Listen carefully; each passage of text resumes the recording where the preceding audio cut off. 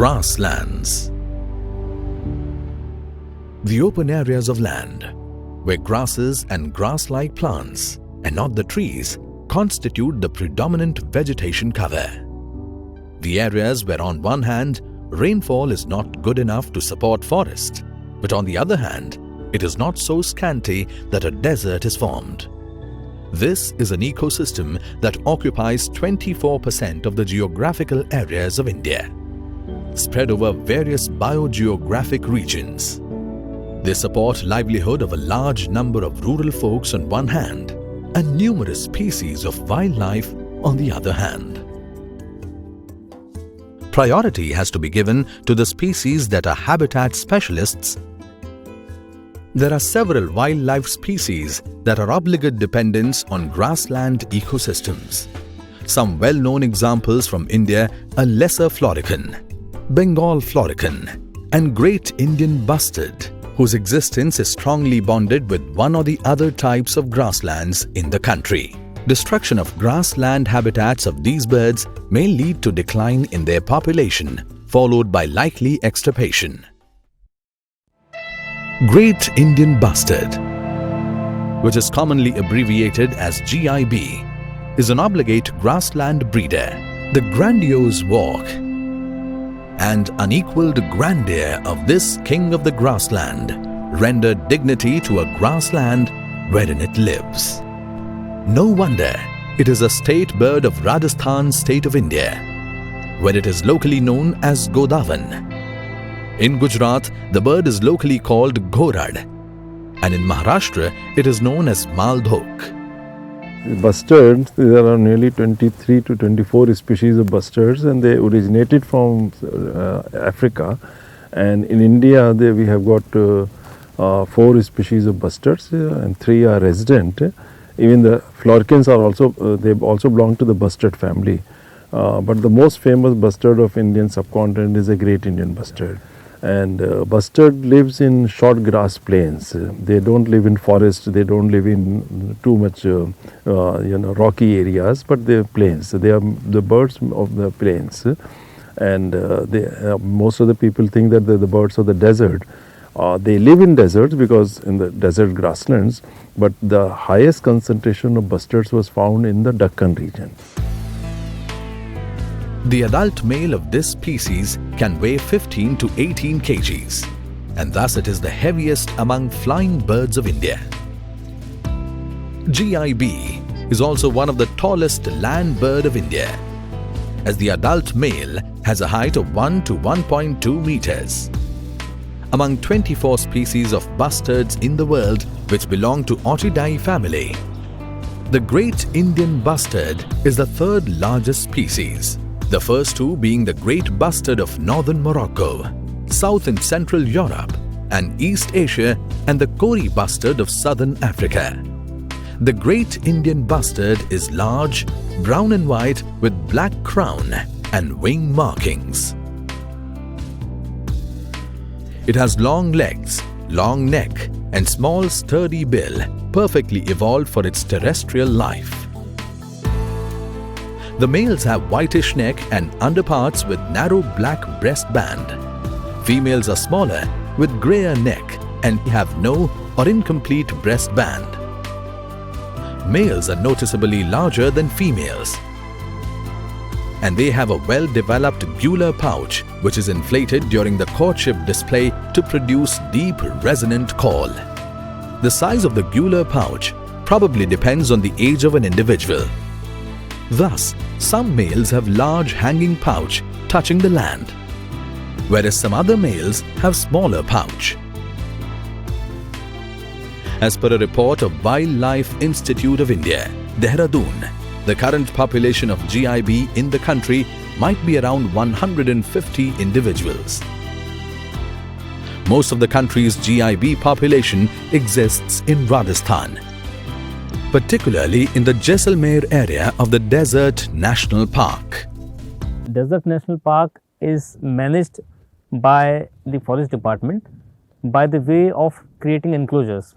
So what we have done is basically we have fenced off the important breeding sites for the Great Indian Bustard, and we have such 73 enclosures in and around the Desert National Park, and the primary breeding sites that are there, we have tried to protect them. So, the majority of the Great Indian Bustard population that is there in Rajasthan, in Jaisalmer, actually belongs to this area only, along with the satellite area in Ramdevra and Pokhran. Also, we supplement the habitat. We take care that we maintain the grassland habitat as such, and wherever supplementation is required by way of planting of grass slips, and also certain food plants that are there in the habitat, like the Caparis, like the Salvadora species. So, we also plant them occasionally and as per requirement in the area to maintain the suitable habitat for the Great Indian Bustard. Besides Rajasthan, small population survives in Gujarat state of India, and very few individuals might be surviving in Maharashtra, Karnataka and Andhra Pradesh states. It is believed that 1500 Great Indian Bustards existed in India in the 1980s, and by 2008 only 300 individuals were left. This is globally a critically endangered species on IUCN's Red List of Globally Threatened Species. It is a Schedule 1 species according to Indian Wildlife Protection Act 1972. Great Indian Bustard drinks water when available, but can go without water for days and weeks. The breeding season is often between midsummer and the end of the monsoon, though there might be some variation from area to area. During the breeding phase, males indulge in spectacular courtship display and territorial fights. They exhibit dispersed lecking behavior in which adult males select prominent, often slightly elevated spots that are about half to a kilometers apart for displaying to attract females for mating. During courtship display, the tail of the male is cocked till it touches the neck, and gular pouch is inflated, appearing like a large balloon. During such displays, males periodically produce a booming call that can be heard for almost 500 meters. Normally, they would lay one egg per year, and this depends purely on the availability of the food, humidity and rainfall. If the rainfall is really good, if the food is abundant, then they may lay another egg. So, there can be 2 eggs per year, but it's a very rare thing to happen in the region where the bustards are surviving.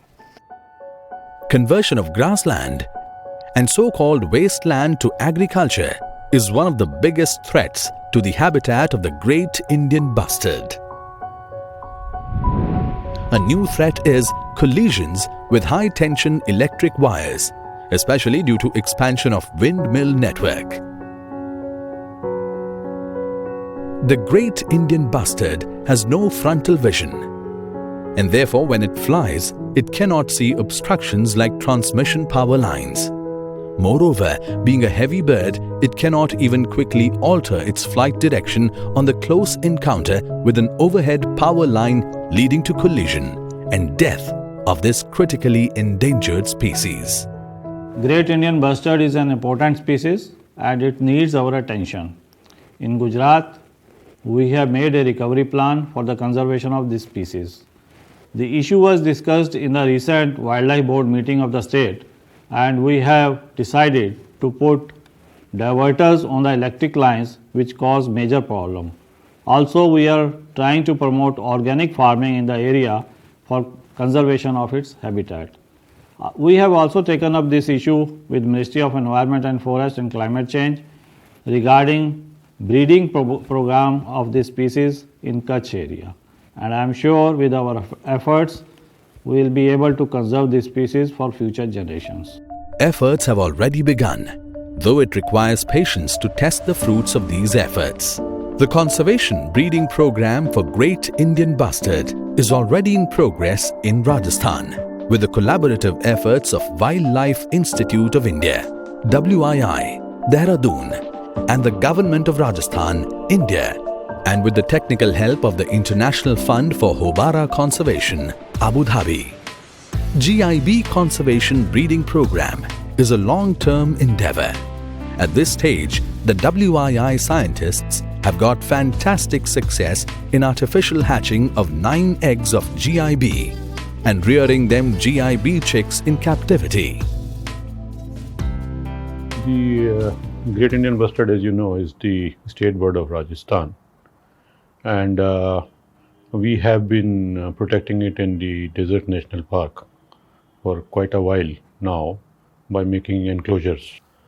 In 2013, the present CM was there. We started the project Bustard, in which we intensified our efforts as the population was declining all over the country. And our people were so committed to the whole thing that one of the eggs we allowed it to hatch naturally, and we put a hide close to that at a safe distance, and we had our people doing continuous monitoring. So whenever the bird was away, our people were protecting the egg. So that's the level of commitment my people have shown this year, and we have had results. This is just the first step in a 100-mile, fast-paced journey of restoring GIB in its natural habitats. And that ultimate success would depend on how well these chicks grow up to adult stage and whether they would breed in captivity to provide the second generation. We have started with a very good success rate of having 6-7 chicks, which is incredible.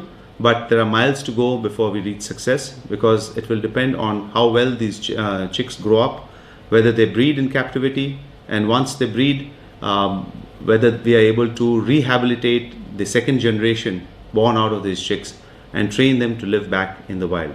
If we protect Great Indian Bustard, the grassland ecosystem will be protected. This Great Indian Bustard is the pulse of grassland ecosystem. If pulse goes, grassland ecosystem goes. Now we have to convince the local communities, because these communities primarily they are dependent on livestock rearing. If grasslands go, this primary livelihood will go.